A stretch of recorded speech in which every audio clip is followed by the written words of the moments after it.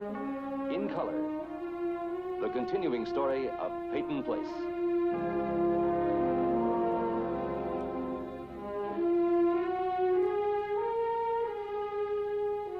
Starring Dorothy Malone as Constance Mackenzie, Ed Nelson as Michael Rossi, Ryan O'Neill as Rodney Harrington, Barbara Parkins as Betty Anderson, Tim O'Connor as Elliot Carson, Christopher Connolly as Norman Harrington, Patricia Morrow as Rita Harrington, James Douglas as Stephen Cord.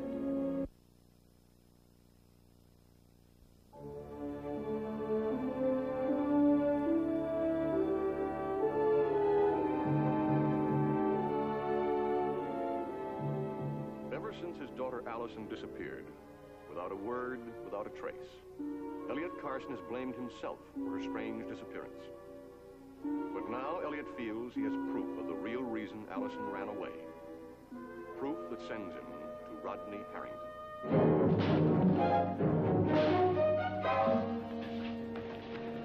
You knew why Allison left town, didn't you? You lied. What are you talking about? You lied to me.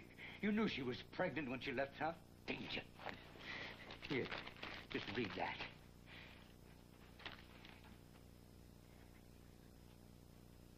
A baby? Who sent this? What difference does it make? Where is she? Betty. I didn't know you were there. Would you mind if I had a moment alone with Rodney here? Where's Allison? I don't know. All I know is what's in that telegram. She had a baby, didn't she? That's what it says.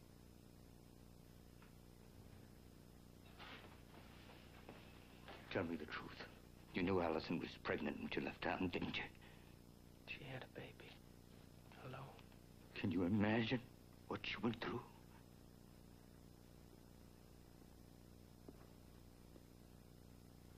I was involved with Allison completely. You know that. Yes. I asked her to marry me. She said no. She said I was doing it out of pity for what she had been through. Rod, don't. Betty, I didn't know she was pregnant. I don't believe you. I can't believe you. Do you believe me? Yes. Oh, right now, that's all that matters. Look, you're talking to the wrong person. Your obligation is to my wife, not to Betty. Elliot, you come slamming your way in here. You thrust this thing at me. You start yelling and accusing and demanding the truth. Well, what do you want? Time? Time for what? So you can come up with the right answers? Look, you tell me that Allison's had a baby.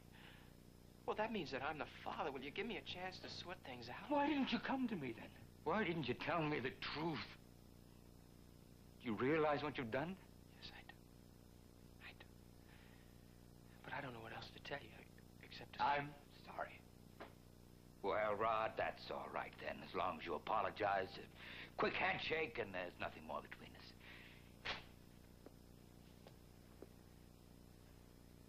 You know, you don't deserve Betty. You don't deserve anyone.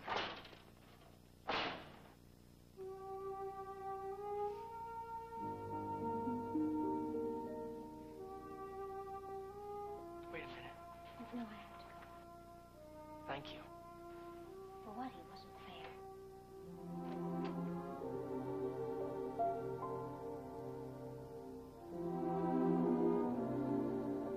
You're still in love with Allison, aren't you? That's not true. Be honest with yourself, Rod.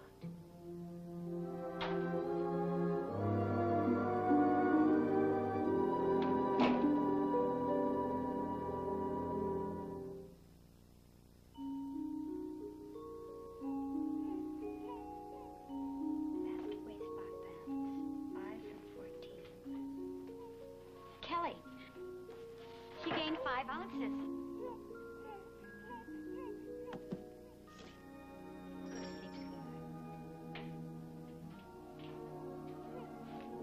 Oh, Mrs. Carson. What is it? We received a telegram. The baby is my daughter's baby.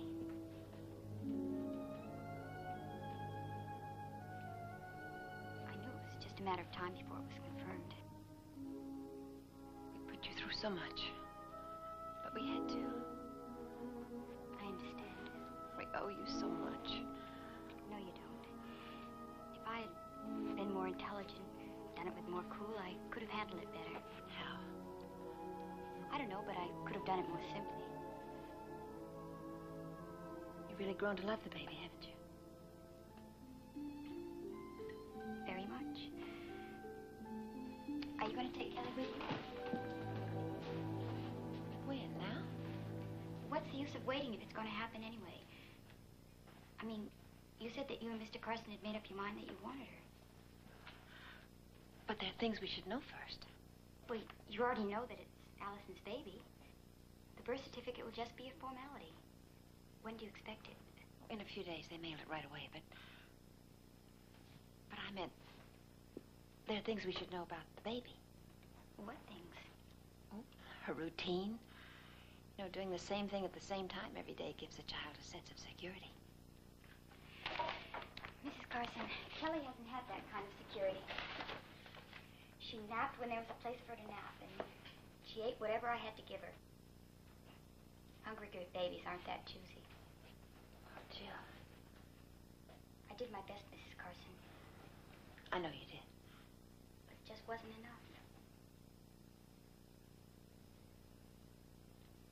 When Dr. Rossi told me the truth about my baby suffering from malnutrition, I started to realize that I couldn't play house anymore.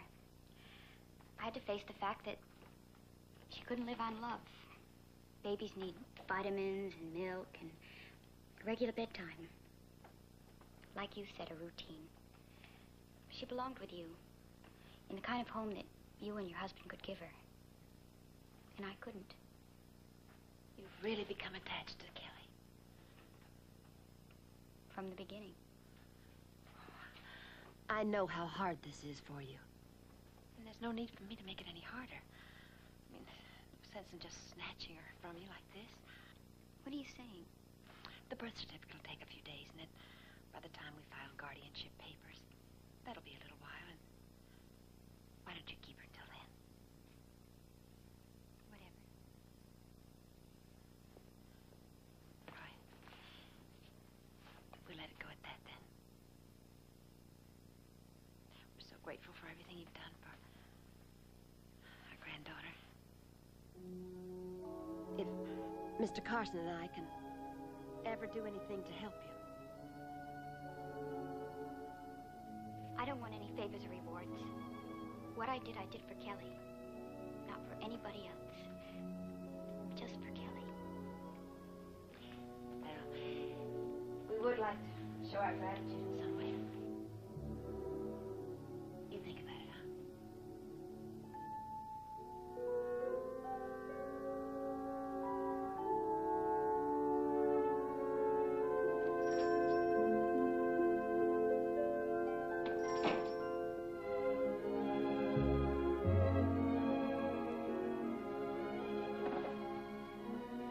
Comfortable?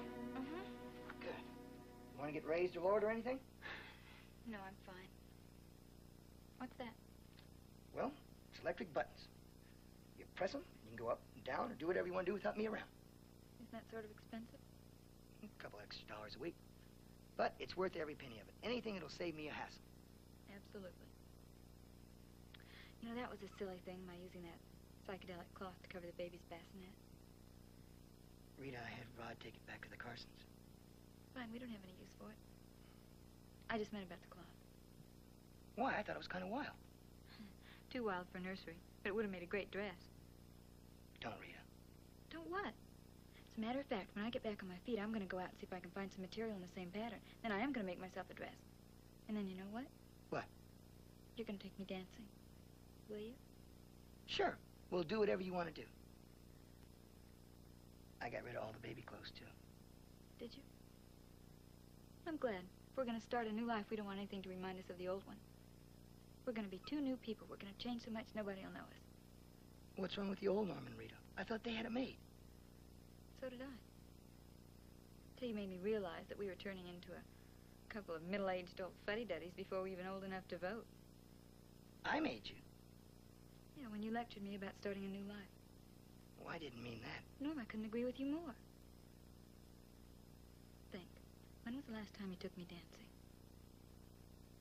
What's the sudden deal about dancing? No sudden deal. It's just one of the things we haven't done in a long time. Fun things. Do you remember where we met? The dance floor at the shoreline. Like to take me back there sometime? No, I wouldn't like. That isn't new. That's part of the past. Before we got married, you know, Joe Chernak and all his crowd. Guess it all depends on how you look at it. You better get some rest. Okay. Listen, if you're gonna take a nap or something, I'll just get a magazine and sit here and read with you. Or I'll just sit in here. You don't have to hover. I'm fine.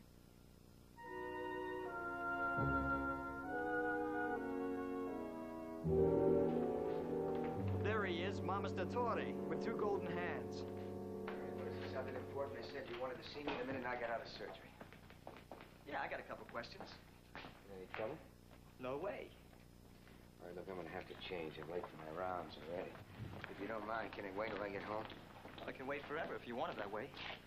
Like my, algebra homework. All right, wait a minute. Come on. Miss Choate, pick up on line 4, please.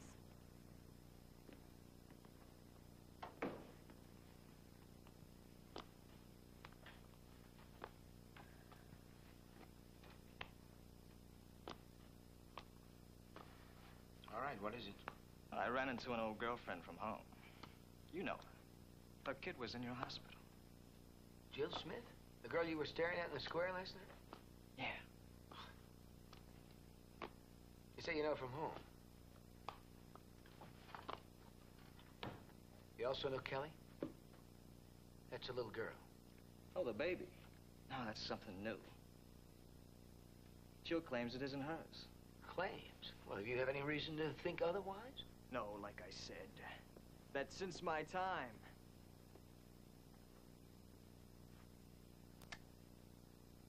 I wondered, did Jill ever say anything to you about me? Why do you ask? Well, if you ran into one of your old girlfriends after you busted up, you'd want to know what story they're putting down, wouldn't you? Why, she must at least mention she knew me. All right, let's stop playing games, huh? Well, who's playing games? What does Jill coming here have to do with you? Nothing. I mean, when I saw her running across the square, I really fell out. First, your girlfriend comes to Peyton Place, and then you come here. And I'm supposed to buy the coincidence, huh?